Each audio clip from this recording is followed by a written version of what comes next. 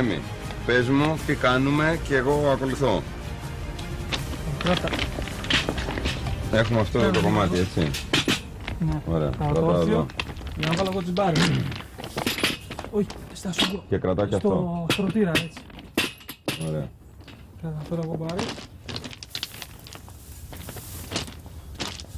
Εδώ βλέπω αυτά είναι δύο κομμάτια από ποδήλατο, έτσι. Ναι, είναι παλιά ποδήλατα. Τα οποία τα είχαν πετάξει στο scrap. Εκεί τα βρήκα. Στα παλιοσίδερα.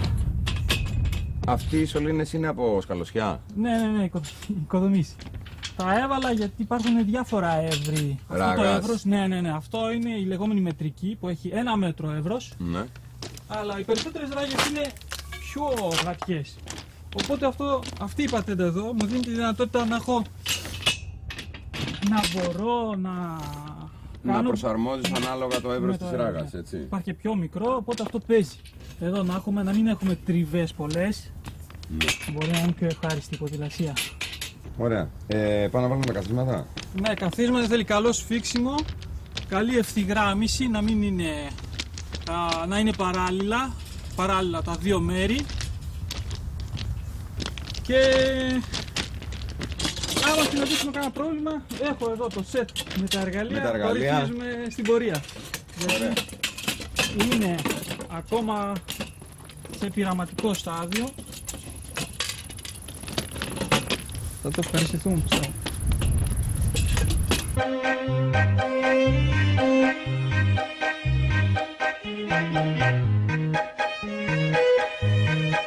Πόσο καιρό το δούλευες αυτό, δηλαδή αυτό είναι ένα project το οποίο πότε ξεκίνησε βασικά?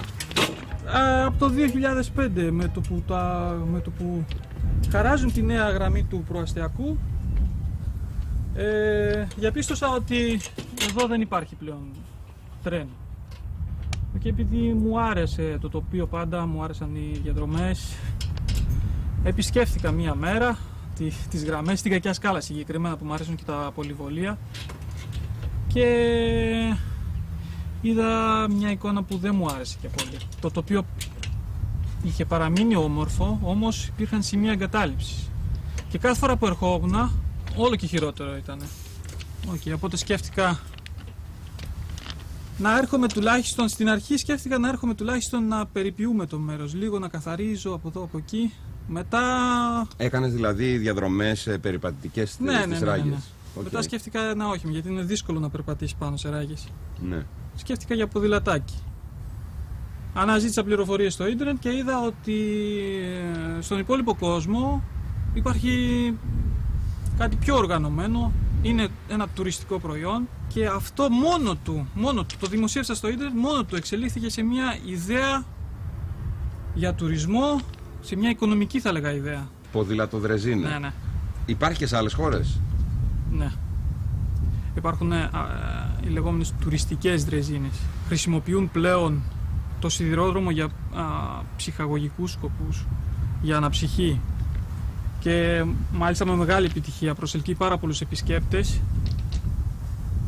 Στη Γερμανία μόνο υπάρχουν πάνω από 30 spots που μπορείς να νοικιάσεις μια δρεζίνα και να κάνεις τη διαδρομή. Νέα Ζηλανδία, πρόσφατα στην Αμερική ένας ομοειδεάτης έστησε κάτι οργανωμένο και είχε πολύ μεγάλη επιτυχία. Εμείς στην Ελλάδα τι διαδρομές έχουμε, πού μπορεί να κάνει κάποιος ποδηλατοδρεζίνα? Στην Ελλάδα ακόμα δεν υπάρχει κάτι οργανωμένο. Υπάρχουν όμως πάρα πολλές διαδρομές. Με τη νέα χάραξη κάποιες γραμμές τέθηκαν δεν λειτουργούν πια. Επιπλέον κάποιες διαδρομές πολύ μόνο από το σιδηρόδρομο και είναι και άγρια. Γενικά ναι, οι γραμμές του τρένου έχουν μια γοητεία, γιατί περνάνε από τοπία που περνάει μόνο το τρένο μπορεί να περάσει. Φυσικά είναι μια ευκαιρία να έρθει κανείς σε επαφή με τη φύση και με τα τεχνικά έργα του σιδηρόδρομου, γιατί εδώ υπάρχουν κτίρια με ιδιαίτερη αρχιτεκτονική. Λίγο πιο πέρα είναι το ναυάγιο, που είναι και αυτό ένα γραφικό τοπίο. Πάρα πολλοί σταθμοί, ιστορικοί σταθμοί. Θα σε βοηθήσω. Να βάλουμε και.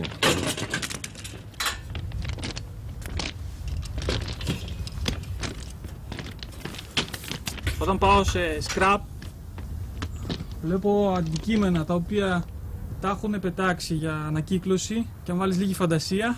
Φαντάζεσαι σε τι μπορεί να... Έχω διάφορες ιδέες. Να φτιαχτεί. Έχω φέρει και μία καμερούλα Αρτεμή. Δεν έχει φρένα αυτό, είπαμε, έτσι? Όχι. Μάλιστα. Ωραία. Πόδι λοιπόν. Να σε ρωτήσω κάτι άλλο. Η δρεζίνα τι είναι? Η δρεζίνα είναι ένα όχημα μικρό, σιδηροδρομικό, το οποίο χρησιμεύε για τα έργα συντήρησης και επισκευής του σιδηρόδρομου. Το χρησιμοποιούσαν οι σιδηροδρομικοί. Ποιος ανακάλυψε τη δρεζίνα, ποιος τη σχεδίασε μάλλον? Ναι, υπάρχει μια σχέση ιδιαίτερη ποδήλατο και δρεζίνα. Καρλ φον Ντρες. Η ονομασία δρεζίνα βγαίνει από τον Καρλ φον Ντρες, ο οποίος ήταν εφευρέτης του ποδηλάτου. Οι σιδηροδρομικοί υιοθέτησαν αυτή την ονομασία για να ονομάσουν έτσι τα δικά τους οχήματα. Για ποιο λόγο δεν ξέρω, και τώρα έχουμε την επανασύνδεση. Και τώρα έχουμε ποδηλατοδρεζίνα. Ναι, έχουμε αυτή τη ο Καρλ φον Ντρες με την ποδηλατοδρεζίνα. Λοιπόν, είμαστε έτοιμοι να δώσουμε κίνηση? Πάμε. Let's suppose that you were able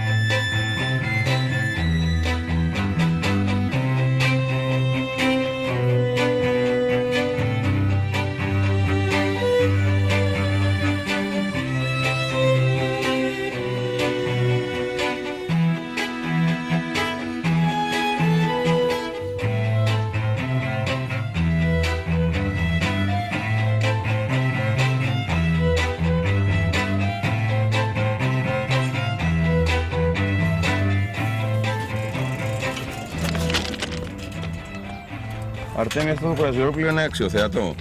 Έχει γίνει πλέον αξιοθέατο. Είναι το ναυάγιο της Ελευσίνας, από το 18 που έχει. Α, είναι αυτό το Mediterranean Sky που έκανε Αγκώνα, Πάτρα? Ναι, στο παρελθόν λίγο το Mediterranean Sky. Και έχει βυθιστεί πρόσφατα, νομίζω, το 2002-2005, κάπου εκεί. Ναι. Και είναι πολύ γνωστό γιατί ο κόσμος σταματάει, βγάζει φωτογραφίες. Κάποιος κέρδισε και ένα διαγωνισμό? Θυμάμαι, το έβλεπα στο Euronews, αν δεν κάνω λάθος. Ήταν ένας φωτογράφος που κέρδισε βραβείο φωτογραφίας. Ήρθε, τράβηξε μια φωτογραφία εδώ. Στη συνέντευξή του έλεγε ότι είναι σύμβολο, λέει, της ελληνικής οικονομίας. Πάμε να συνεχίσουμε τη βόλτα μας? Πάμε. Έχει και αρκετά χιλιόμετρα ακόμα. Πάμε.